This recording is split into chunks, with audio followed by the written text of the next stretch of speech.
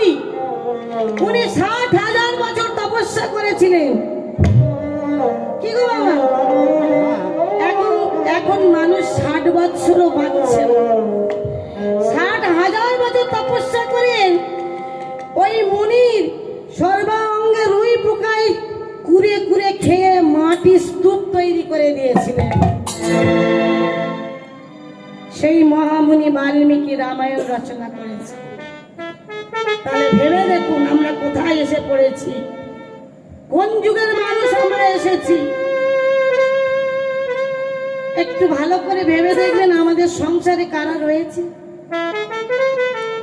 সংসারে দেখবেন হিংসা,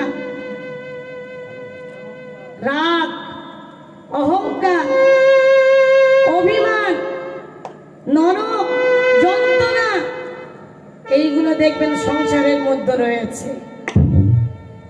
সংসারে এই যন্ত্রণা, একটা ছেলে, এখনকার দিনের ছেলে না, এই ইউটিউব ছেড়ে দিয়েছে, ওই ফ্রি ফায়ার খুলে দিয়েছে, দিয়ে ব্যবসা শুরু করে দিয়েছে। লকডাউনে কোনো কিছু করলেই ছাদপালা ঘরেতে ছিটকে দিয়ে দিল।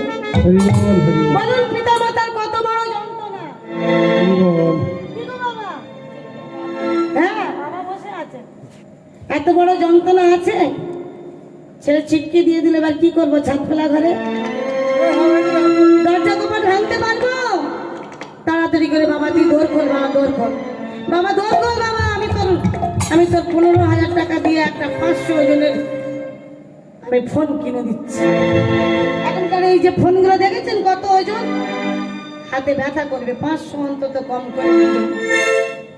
তাহলে বলুন মা, ওই চিত্রগুপ্ত পুণ্যের খাতা দেখে বললেন না, পাপের কোনো জায়গা নেই,